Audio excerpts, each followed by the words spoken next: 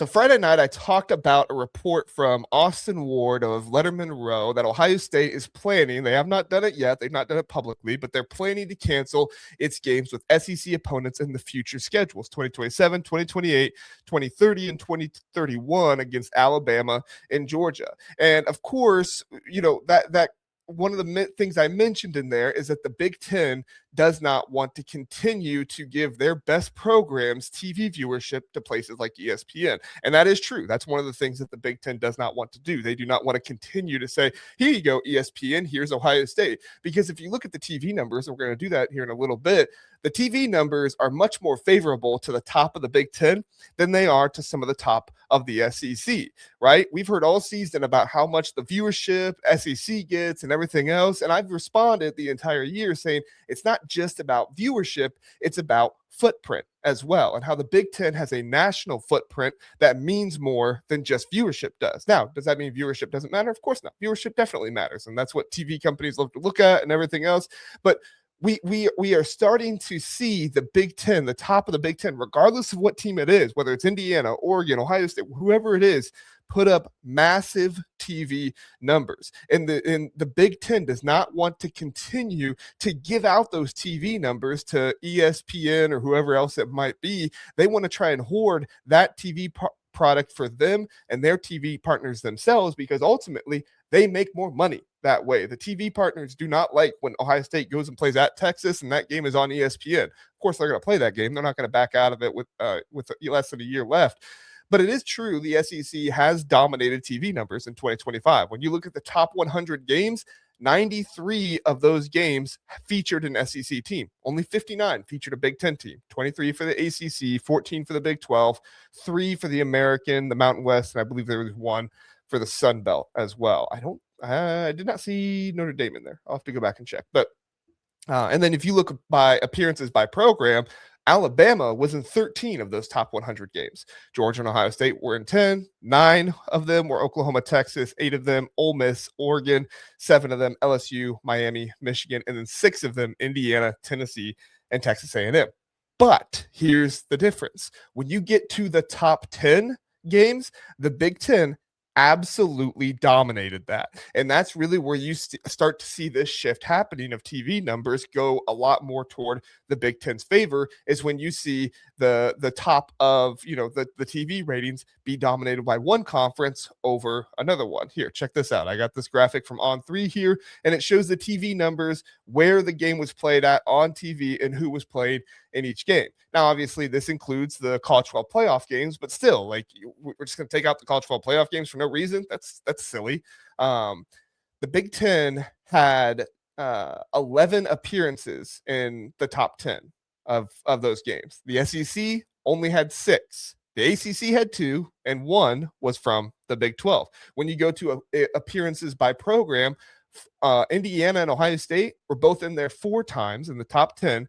Alabama, Georgia, Miami, and Oregon in there twice, and then Michigan, Ole Miss, Texas, and Texas Tech in there once. So ESPN had 6 games in the top 10 of these. You can look at it right there. Count them. 1, 2, 3, 4, 5, 6.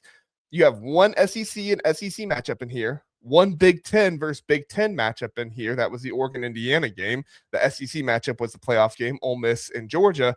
And then you had 6 overall appearances from the Big Ten in the top 10 here. The SEC only had 3, or in the top 6 here for ESPN. All the ESPN games that are in the top 10, you had 6 Big Ten appearances. You had 3 SEC appearances, 2 from the ACC, 1 from the Big 12. And what I'm getting at here is that the SEC is greatly benefiting. Yes, it's because of the College 12 playoffs and they have the rights to that. Yes, for sure. That's a big part of it. But one of the things, if you study television and, TV numbers and stuff like that, TV numbers are dominated much more by the station and the TV broadcast, where it's being broadcasted from, rather than the team, right? You could put Ohio State and Oregon on Big Ten Network, and a game like, I don't know, I'm not trying to disrespect any teams here, but a game like Iowa and, Indiana would still outdo Ohio State and Oregon on, whatever it is, Fox, Big Noon Kickoff or something like that. because it's the primary network, it's the primary time of when those games are played.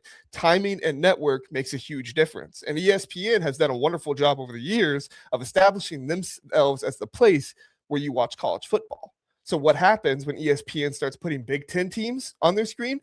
It's when the numbers do the best, because you're combining the best teams' TV numbers in college football with the TV broadcast station that does the best numbers, and that's how you get six appearances by the Big Ten in the top 6 games of ESPN. Now, there's 3 big reasons why for this, and I just talked about some of them, but overall, the Big Ten has a geographical floor that the SEC does not. It's nationwide. All right, we've talked about this multiple times before. The Big Ten has a nationwide footprint all across the country. And as much as geography doesn't give you the best views, the most viewers in the country, it does give you a floor that is much higher than what some other places have, right? You have a conference that resides mostly in Alabama, Mississippi, Georgia, and Florida. That conference might get a lot of views, but the floor of those views is a lot smaller than a conference that's in California, Ohio, New Jersey, Chicago, all these other places that have large media markets. Because if the team's not doing well, there's still a level of people that are going to be watching that because of the sheer number of people that are interested in that team because of how it is locally. And the SEC, as much as they do have more views, and that matters, in like a lot of the top 100 games for throughout the entire season, what also matters is how you are able to market yourself throughout the entire country. And the nationwide viewership, getting TVs, getting YouTube TV from California all the way to New Jersey and throughout the middle of the country with Nebraska and Iowa and everything else as well, makes that more desirable for advertisers, TV companies, all these people, because you're not Zaxby's, just advertising down in the South or something like that, or whatever, Bojangles, whatever. I don't know. I'm trying to think of places that are just down in the South. Should say something about me. I guess my first thought went to fast food places, but I don't know any places that aren't down in the South that aren't, food related places. So that does make a difference, though. Also, people want to watch successful teams. It's just a fact. People want to watch successful teams, and we can argue about like, well, this team is actually better, even though they have a worse record. Texas was actually a better team than some people would say Texas is a better team than this team, even though they had 3 losses. But at the end of the day, wins and losses rules your identity. Now, in the group of 6, that's a little bit different. But in the Power 2, the Power 4, wins and losses rules your identity. And people want to watch a team that's highly ranked and has a really good record. The SEC, if you look at the College 12 playoff in the 12-team era, if you look at that, the conference that is dominating right now, the College 12 playoff in the 12-team era, is the Big Ten. The Big Ten's win-loss record in the College 12 playoff is 11-5. 11-5. And only one of those 5 losses was to another conference. That was Ohio State losing to Miami this year. That's only one of those 5 losses was to another conference. In the 12-team era, they have never lost to the Big 12. They have never lost to the SEC. They've never lost to a group of 6 conference out there. They've lost to each other and Notre Dame. That's it, right? In Miami, one of those 5 times. The next highest record percentage-wise is Notre Dame. It was 3-1. Right? 3-1 Notre Dame. Next after that is the ACC, 4-2. Now, all 4 of those wins were by Miami this year, or not Miami. Were by Miami this year, and then who was it last year? An ACC team won. No, they didn't win last year. Is it 3-2? I have to go back and check my stats on that one. It's either 4-2 or 3-2 for the ACC. One of those 2. And then the SEC, I know I got this one right. I double checked this one. Is 5-6 in the 12-team playoff. 5-6. They got 5 teams in this year, and yes, they lost to themselves. But Texas A&M lost to Miami. Oklahoma, yes, they lose to Alabama, but Alabama also lost to Indiana. Got spanked, right? 38-3. By the way, I saw an offensive coordinator rankings thing today for the SEC, and they had Ryan Grubb as the number 1 offensive coordinator. Holy cow!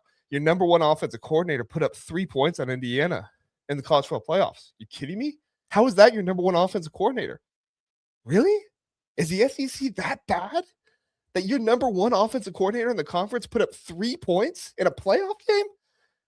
Now, granted, it was against Indiana, the best team in the country, but still, you can't score more than 3 points. your backup quarterback to look better than your starting quarterback in that game. It's insane. And then the other conferences, American, Mountain West, Sun Belt, and Big 12, they all combined for 0-5 in the 12-team era. And then the other thing with all of this that I get back to with the three reasons why it's going to get worse for the SEC in terms of TV viewership and ratings and everything else is that parity does create a lot of interest. And parity creates a lot of storylines that people want to go seek out and people want to go watch, even if they don't understand the game. My wife watched football for the first time this year in the playoffs, like never before. I mean, she was locked in every game. Now, it's also more fun to watch a game when you're winning by 30 and you're an Indiana fan, right? That's who my wife is. But still, she has never watched a football game with me before. This year, she watched the Alabama game, she watched the Oregon game, and she almost ripped her hair out watching that Miami game. But, she survived. She's fine. She was very happy at the end.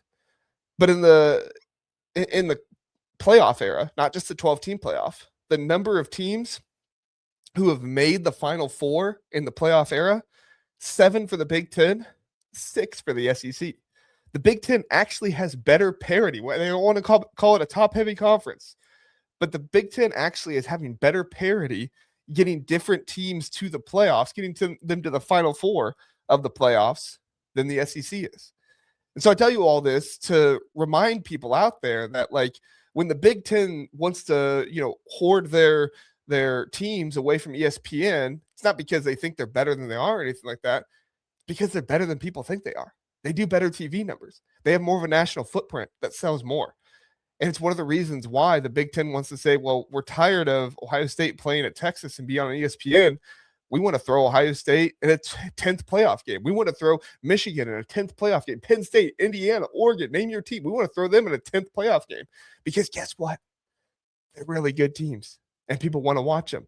Michigan this year was 9-3, and they still had some of the most watched games in the country because that fan base is huge, because that fan base is massive, and they have had a lot of success the past few years. Now, last year, they were, 8-5? Sure. Or 2 years ago, they were 8-5? Sure. But they still did incredible TV numbers because people watch, because of the success they had, and because of the alumni base, the fan base, and everything else that they have. So I'm curious what you guys are saying in the chat. Let's see. More talk about Rutgers. Yeah, go back to the beginning. I don't want to hash that out again. Sorry, John. I'm not trying to ignore you. I just don't want to hash it out again because I'm on this.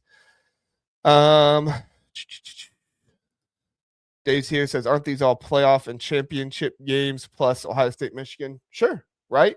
But again, if the SEC wants to count all of their games that they put on networks that are bigger than the networks that are broadcasting Big Ten games, I don't see why you can't put these on the same level with those.